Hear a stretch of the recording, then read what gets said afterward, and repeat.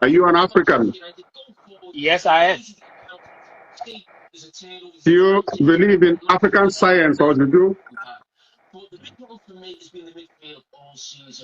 I don't believe in juju. I believe in African science, something like that. But I don't believe in juju. I believe in God. So what is juju to you? What is juju to you? If Juju. I you think can also help us with the audio in your background. You can keep. so. Like you asked me about juju, right? So when it comes to juju, I think like something that deals with magic stuff or like you know witchcraft things like that. You know, but I don't believe in juju. Okay, by juju, your mind comes to witchcraft. Yes. Okay, by African science, you don't believe that somebody could call up the spirit of a dead person. Uh, I haven't seen it yet, but I think maybe like they do have it. That you haven't seen it doesn't mean it cannot happen. To me, I think it can happen, but I haven't seen it yet. Like me Okay, seeing somebody breaking. Emmanuel, permit me to ask you, are you a Christian or Muslim? I am a Christian, 100%. Very good. Did you hear of the witch of Endor? No. You don't read your Bible. Saul went to consult. Yes. Good. Read your Bible well, because you may not be a good Christian if you don't read the entire Bible to understand the Old Testament and the New Testament. Exactly. Saul disguised himself to go and consult dead spirits and so on. There's a whole lot. Manu, in his introduction, said there's a whole lot between the tradition we practice and the Old Testament. So that means that our great ancestors and fathers were very discerning. They were wise before the white man brought the religion to them. So if you can believe in what happened in the Bible, in the Old Testament, and you cannot believe in what your grandfathers did without knowing Jesus, you are not a good African. Why will you say that, sir? I've made my point now. Your But you, father, your great grandfather may have been a very strong herbalist or juju priest who can, for instance, who can give somebody a medication from the herbs and the person gets pregnant. You won't believe that, but you believe in a medical doctor trained in a hospital or teaching hospital, and he gives somebody a medication and the person gets pregnant, but you won't believe your grandfather could have done that through a herb. I think they can do that through a help, but I'm saying that I haven't seen it in person. You know that's what I'm saying. Okay, Manu, ask him a question, please. So you, Emmanuel, how are you? Welcome to the platform. So, Yep. you said you are a Christian, right? Yes, I am. Okay. Did you meet your ancestors? Did you meet your grandfather? Yes, I do. I do. I saw him. Which did you meet your great grandfather? Not the great grand. I saw my grandfather, my grandfather, not the great grand. Okay. So your great grandfather might not be a Christian like you, right? Don't know about that. But you just think. Do you think your great grandfather was a Christian before he died? One of my grandfather that I know of, he was a Your great Christian. grandfather, how many generations back? Have you checked your family tree? Have you tried to check your family tree? How many generations back can you recall? For example, I have up to the third generation. No, I can't go further than that. Have you ever tried such to check your family tree? No. I think I only know of three. Okay, so the issue here is this. Let's say, for example, my great grandfather. My great grandfather wasn't a Christian because he was a traditional man. He believed in his ways. He believed in the herbs. I believe you take traditional medicine when you're sick sometimes. I believe you take papaya, we call it pawpaw. You take the leaves, Yeah. you take all those things. Those are not Western things. Those are our African way of healing. Does that Sure. make you evil? Does that make you evil for doing that? Do you believe that you can also cure malaria the traditional way? Yes, they can do it, but I haven't gone through that process yet. For me, like No, you, receiving herbs to like get well on a sickness. Now, I do believe when, that they have it though. during COVID, you know what happened in Madagascar? No, I can't That they recover that. that they produce a kind of traditional medicine, kind of a drink that every African country were buying to drink just to be okay with COVID. Remember that? It was a few years ago. Don't tell me you don't remember that. I think I can recover a little bit, but not 100%. So everywhere in the whole world, people, scientists were all investigating, trying to find out what Madagascar found out. Okay. So Okay. that is another way of our African science. They debunked that. They refused that. A lot of countries in the West said that that's not a good way. That's not good. We don't know the effects. We don't know this. That's how they do to Africa a lot.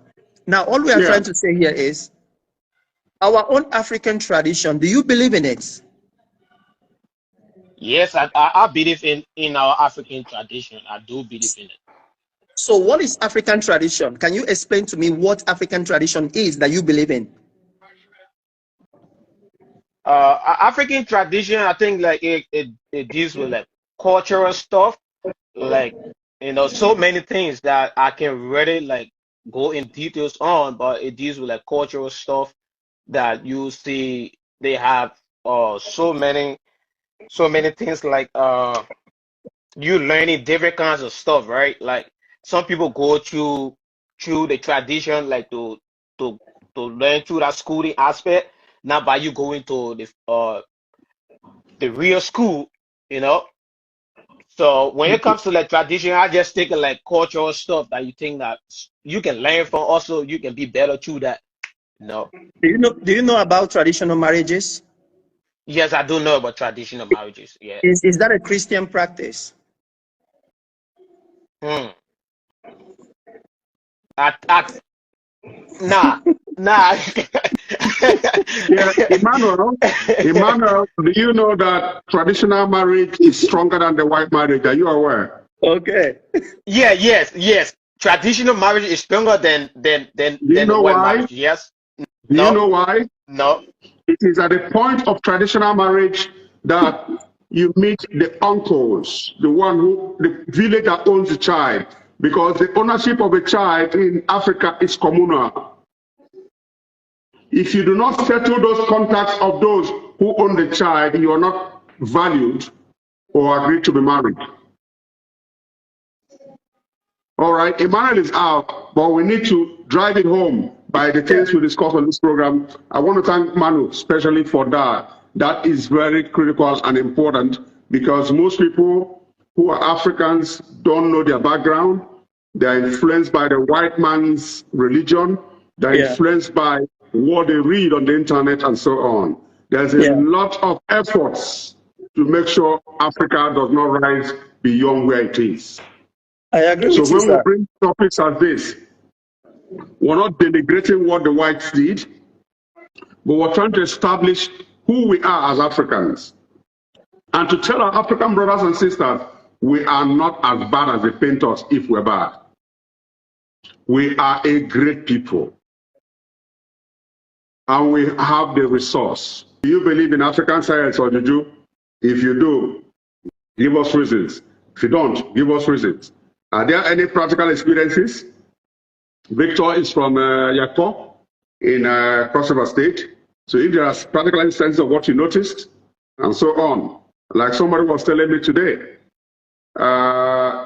his grandfather used to whistle and every snake in the neighborhood will come and he would catch them he will just whistle and the snakes will come to where it is and he will take them by the hand. Well, you watch National Geographic Channel and you see them do this and so on. For this, our own channel, Our African brothers don't believe in it. So, Mr. Yamba, do you believe in African juju or science? Oh, thank you very much, Prof. I think someone has said it before now. Africans must learn to believe in what is our own, and we must not begin to discredit everything that is African just because it's African. You know, the fact that you do not understand something does not mean it does not exist. The fact that you do not understand the existence of God does not mean God does not exist. And the fact that you does not understand the existence would up to now, if you ask you how does a plane fly and land, and you know, scientists will give you all the scientific explanations and all of that. But whether you understand it or not does not mean that plane does not fly. It will fly and it will land. Whether you're a village person in a village person who didn't go to school, you can't understand physics, you can't understand science. Whether you understand it or not, Or the law of gravity. Or the law of gravity or whatever, whether you understand it or not, it doesn't stop its existence. On that note, I'll just share a few stories. Now, I was growing up, and I had one of my siblings, her younger one, who was having, I think he was about that 3 or 4 or thereabout years old. And he had this, you know, in Africa, we believe in reincarnation. We believe in our forefathers coming back. And whenever it is identified, they will have to call the person, the child, the name of the person who came back and all of that, you know. Now, we had this, I had a sibling who was always crying that he wants to go, he wants to go, he wants to go. My father then was a chief, so he was a traditional man. So he called one Dibia. I still remember, I was a bit grown up then, so I can still remember the story. It's not something I was told. So they came, they did a few things, called everybody in the family. The man did a few things and then did something and tied in one particular place and then say he was going to drop it in the river and then started calling him one particular name. That name that relates to the person he was coming for. After that day, that thing never happened. That child never said, I want to go, I want to go. I'm talking about a child of 3, 2, 3, 4 years or thereabout as at then. So you can't say he was told or he watched it somewhere or whatever. I'm telling you what happened. Okay? Now, I remember a story of my father coming back from travel, and one of our siblings, I think our sister, small baby then, small child then, carried a cane, a small stick, and said he wants to flog my father. Why did my father travel without telling her? So when he was doing that, my father recalled and said that it was only the mother, his late mother, who can do that. And the way the child did it was passing a message. My father started calling that child the name of his late mother. And the child started jubilating and celebrating. I will tell you something that happened about 3 months ago in September this year. I have a daughter, I have a son. My daughter is about 6, about 5 or 6 years, and my son is about 3 years or 4. Now, this September, we had our festival in the village, and I went for the festival. I noticed that this boy was dragging everything. You know, there's this lace, something like lace they used to cover seat, parlor seat. You know, those decoration kind of stuff that they put on top of parlor seat. This boy was carrying it to tie. Any small thing, he would carry it and, you know, put it inside his knicker. He was tying everything. Anything that looks like wrapper, he would tie. This one just happened recently. I'm not saying long ago, about 3 months ago.